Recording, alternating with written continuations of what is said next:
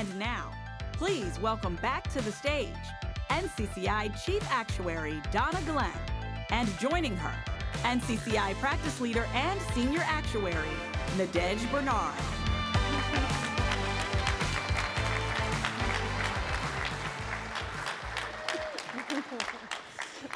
So thanks for coming back. So you heard the intro. Nadej is a practice leader at NCCI. She also leads our rate-making function, so no better person to talk about loss cost declines than Nadej here. She recently authored a paper on NCCI.com titled Understanding Loss Cost Actions. So if you haven't read it, what you're going to hear today is some of the highlights from the article. And we're also here to respond to your concerns about rate adequacy. It's a topic at every carrier visit that we have. So we're going to give you a behind-the-scenes view. And to convey our message today, we can't just look at one state. We're going to look at all states together. There's a thematic connection that we have across all states. And probably if we looked at all states, it would take us all day. Although in rate making, we do look at each state individually. We also look at the policy year and the accident year data. Most of you all use the accident year data, so we're going to focus on the accident year views. To show some meaningful patterns, we're going to go all the way back beyond 2 decades of data. We do have some slides that will help us tell the story. Keep in mind, we're 2 actuaries. We like the data, probably a bit too much. So please be patient with us as we give you an insider view. We promise to keep it light since it's right before lunch. We're going to start by bringing back the view that shows the history of the bureau level changes. This time we actually should go back and bring in 2002. So what you see here is 23 years of history. It's NCCI states only, and we're going to start with some observations. So the first one that I'll make is it's nearly a quarter of a century that's represented here on the slide. And you see 2 single-digit increases out of all of the years that you see here.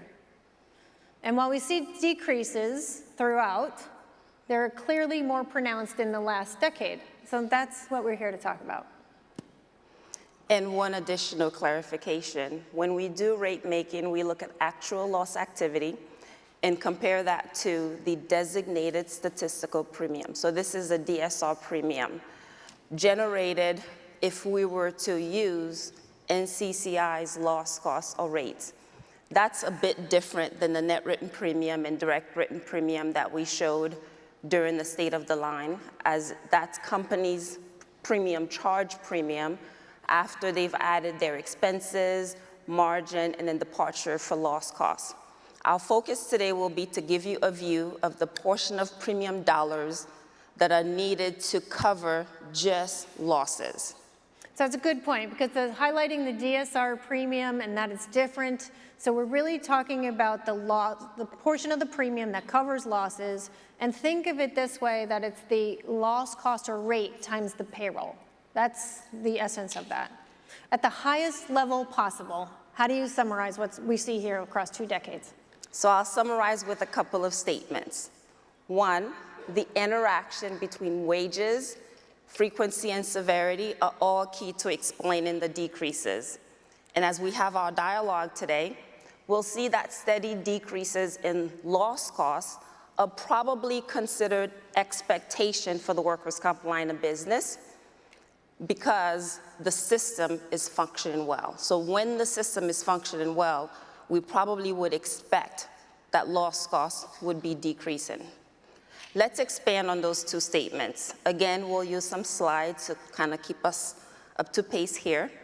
I'll draw your attention to a few items that we plan to cover.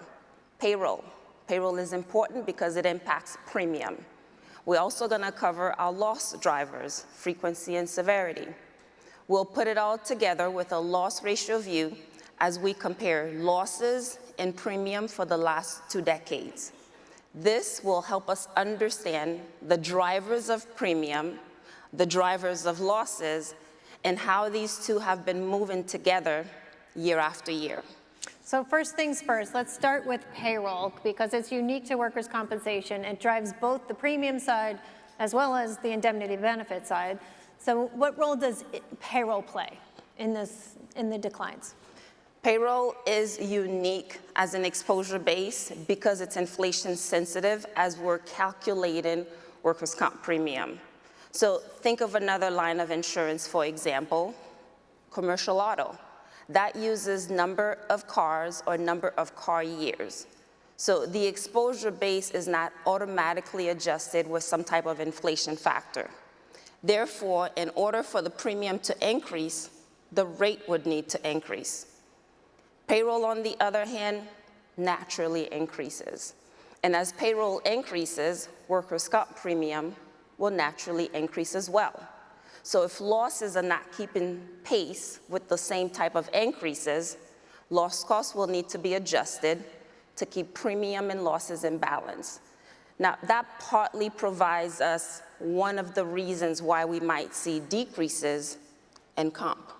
And growth is the natural state of the economy. So here's a view of what we mean by naturally growing payroll. And it's a year-over-year view across 20-plus years.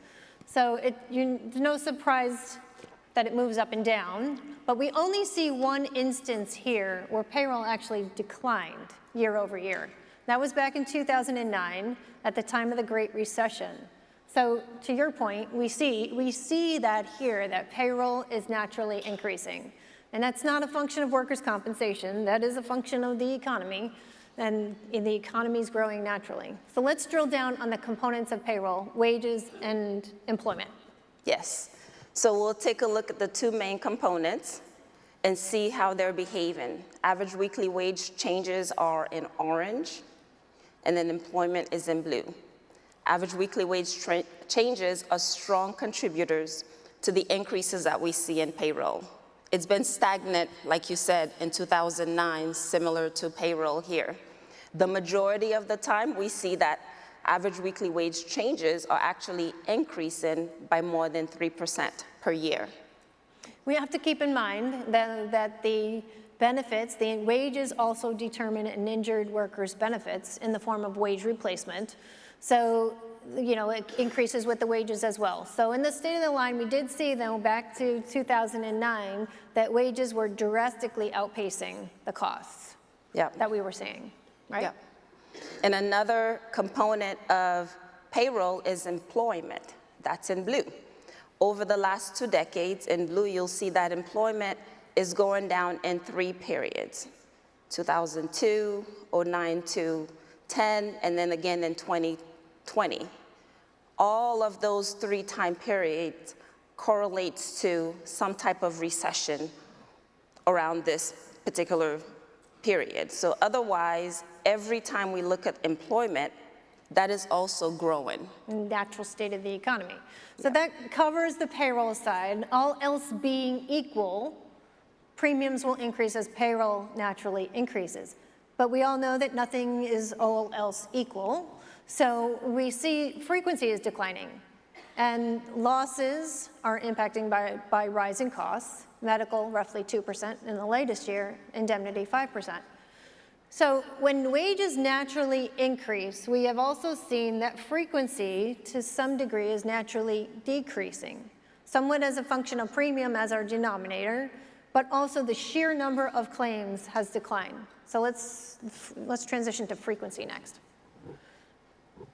Here you see the long-term view of frequency, and it's the same calculation that we used in the state of the line, but this time we're showing it to you unadjusted for any wages. So in the state of line, you saw the 8% decline for our latest year-over-year number. And you see here the same pattern, but it's just a little different. And the latest year is minus 11.7. Similar pattern of decline. Yeah, similar pattern, but this view is unadjusted for wages, as you mentioned before. We want to show you the actual frequency changes. We'll get to the adjusted view in a moment. With actual frequency, you can see a deeper decline. So the average frequency change is about 7%. We continue to credit some of the frequency decline to technology, automation with an increased emphasis on safety. You think about automation, I see more and more of that every single day. Garbage collection, for example.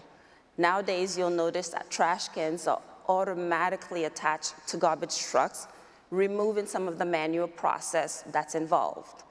In addition to potentially having less injuries, I think the process is actually making it more efficient as well. It's true. It's a great example, but I'd say that nearly every single job that is out there is different today than it was 10 years ago, and different 10 years ago than it was 10 years before that.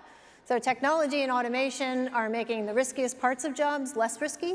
We're going to hear more about that today when we talk about safety, but think about the safety guards on machinery, sensors that detect risk and shut off the machinery. But we digress. I'm digressing here, so let's go back to the slide. And the dynamics of frequency.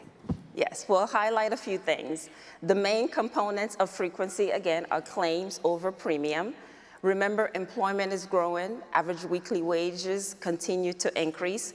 Those two factors have an impact on lower frequency because premium is growing. So the denominator is growing, putting downward pressure on frequency.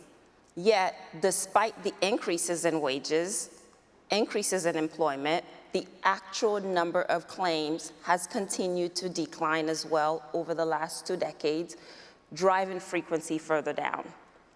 I know we are all looking for a possible change to this trend. However, the only time we see an increase in the system is when there was a shock to the system. So let's go to 2010. You see a small bump here. That was during the Great Recession. And then in 2021, after the large decrease that we see in 2020. So what's the observation? These shocks don't last long. It almost feels like more of an anomaly here in the system. Therefore, there's nothing suggesting that this change in frequency is not going to continue. Maybe it will slow down someday, but we haven't quite seen it yet. So we have a natural growth in payroll, and the continuous focus on safety is putting downward pressure each and every year on loss costs. That's what Nadej meant by this summary statement. Steady decreases in loss costs could be considered a natural state of the workers' compensation line when it is functioning well. And we all saw today that it's functioning very, very well. So that brings us to the cost side. So workers' compensation components of medical as well as wages. So aren't both of those rising even moderately? So, we highlighted the year-over-year increases. So we have some slides to go into the severity side of things. This is a different view than what we saw in the state of the line. So it's going to be a year over year so that we can directly compare it to what we're showing you here with frequency. So let's say medical's on the top of the slide and indemnities on the bottom. Yeah. Good setup? Yep. And for this part of discussion, we're going to split severity into 2 time horizons. You could see on the left here, we're having changes prior to 2009 in gray, and then 2009 and forward. Medical is in orange, and indemnity at the bottom is in yellow. Typically, we see increases in severity. The average cost of a claim is increasing. That is still true with one modification here, right? Our story on severity is a bit unique. You'll notice the 2 different patterns when you look at severity in these 2 time periods. So let's go to the gray area. Prior to 2009, both indemnity and medical severity increased by about 6 to 7% on average. Those changes almost offset the decrease that we see in frequency from the previous slide. If we go to the second part of the graph, since 2009, severity changes moderated. Changes are slightly higher than 1%. So we're going from an average of 6 to 7% of an increase to about 1%. When we say severity is moderated, that's what we mean. The moderated severity is a large contributor to the more pronounced bureau-level decreases that we've been seeing. The Great Recession had a profound impact on the construction industry. the industry faced significant challenges back then. Unfortunately, the construction industry actually produces some of the largest claims that we see in the comp system. So as a result, when we look at 2009 here, the largest claims fell out of the system during the Great Recession, hence the decreases that we're observing in frequency right after the recession. That lasted a few years. Advancement in technology, changes in the system like fee schedules, getting control over opioids, kept some of the changes to the severity moderated here. So there's a call out I'd like to make on the bottom right of the slide with the indemnity, because you see some two taller bars in the representing 22 and 23, and that is directly driven by the wage increases that we've seen. So wages go up and the benefits go up. So that too is explainable when you look at that year over year. So let's go to medical costs. And in the state of the line, I did a lot of explaining. I did lots of slides today to describe what's happening over the last 2 decades. But it wasn't always the case. So I'm going to take you all back in a time machine. Some of you were there, and you're going to have to relive it. Some of you are going to just kind of go with me. So back in the 1980s through the 90s, 2000s, very different times in workers' compensation. Lots of swings and results. But back then, medical was actually only 30% of the total spend. And then from that time frame in the 90s, medical costs, compensability, and benefits all were quite challenging and led to the rise in medical costs over time. But the system reacted to those times of those increases by securing significant legislation that helped with the cost containment. So fee schedules, the first fee schedules were actually introduced before 1980. Did you know that? In a few states. But bringing us back to today, medical is a steady 55% of total workers' comp costs, and fee schedules have evolved significantly, and I showed you some of those results of the cost trends, and we saw that evidence that is contributing to the moderate trends. Overall, they're functioning very well. So Nadej has a little more to share about the evolution of fee schedules. Yes, as you mentioned, med fee schedules play a role in cost containment.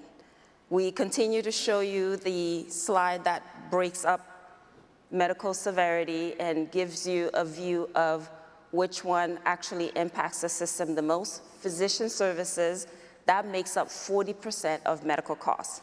So we'll start there. We're going to use your time machine to take us way back to 1980. And if you look at that on the left, you'll notice only a handful of states had physician fee schedules in the darker orange here.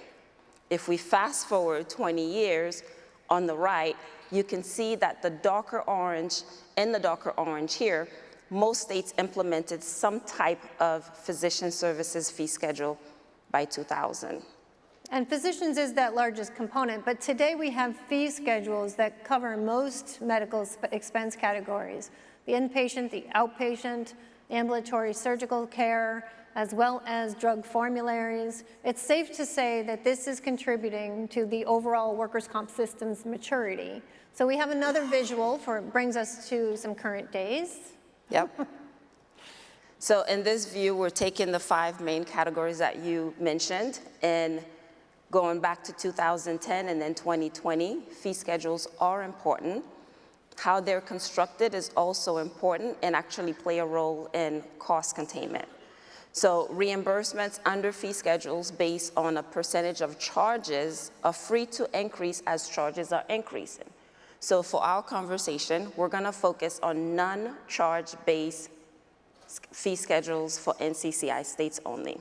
As I mentioned before, you could see at the bottom, we've grouped them into 3 different categories here, just to better focus and help us observe the patterns here. One observation is if there's more states have one fee schedule per the slide that we're looking at here. If you count all the number of states with the darker orange, so like 4 to 5, fee schedules, you may notice that 16 states have more than 4 fee schedules. Let's go to the right here. That number grew to 23.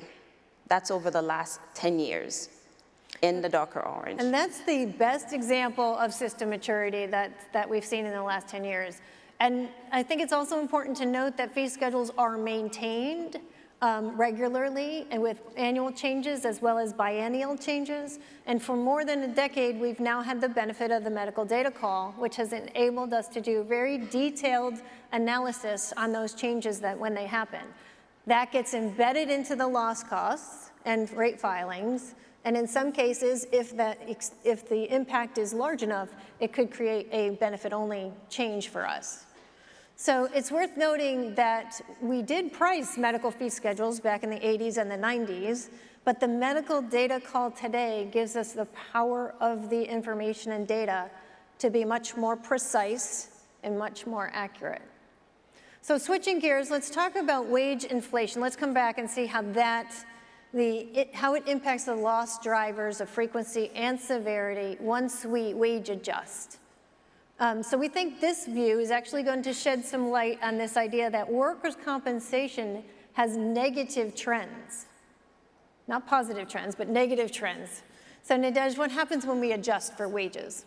So when we adjust for wages, you'll see that frequency on top continues to decrease, but to a lesser extent.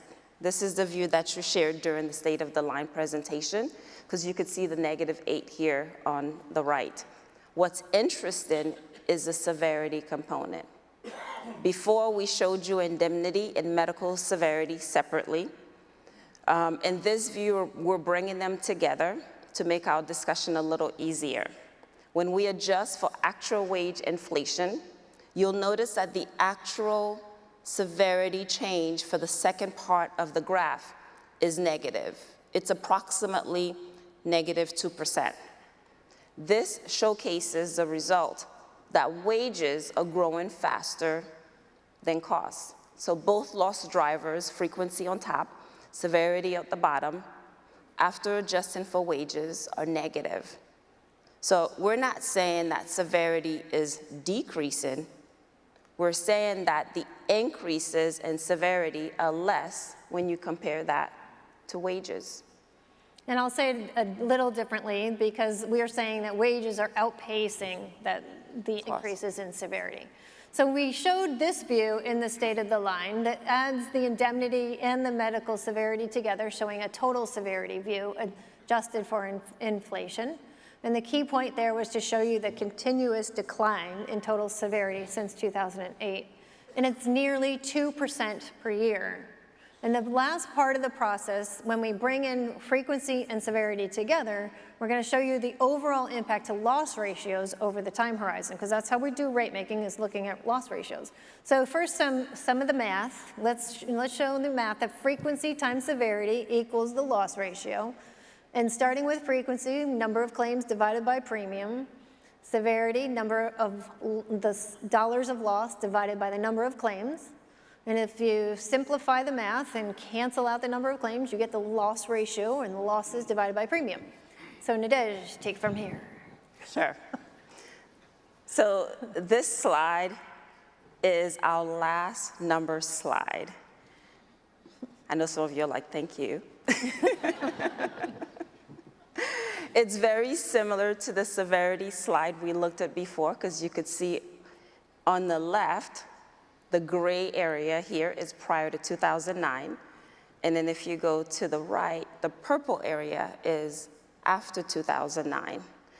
So prior to 2009, the average loss ratios were trending at about -1.5. You could see that some loss ratio changes were above 0, and then some were negative. Fast forward to 2009 and subsequent, almost all years show a negative trend. Some of the decreases you'll notice are fairly steep around that time period. So what does this mean?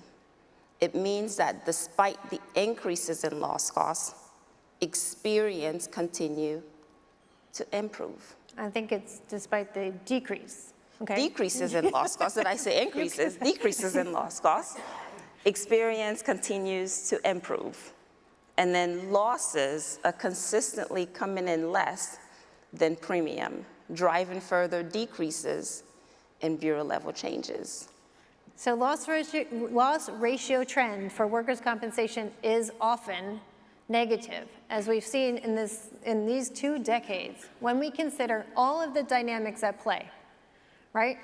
But I'm compelled to share a reminder for the actuaries on the stage here and the actuaries in the room about rate-making standards of practice, that it is our mandate to prepare loss costs that are reasonable, not excessive, not inadequate, and not unfairly discriminatory.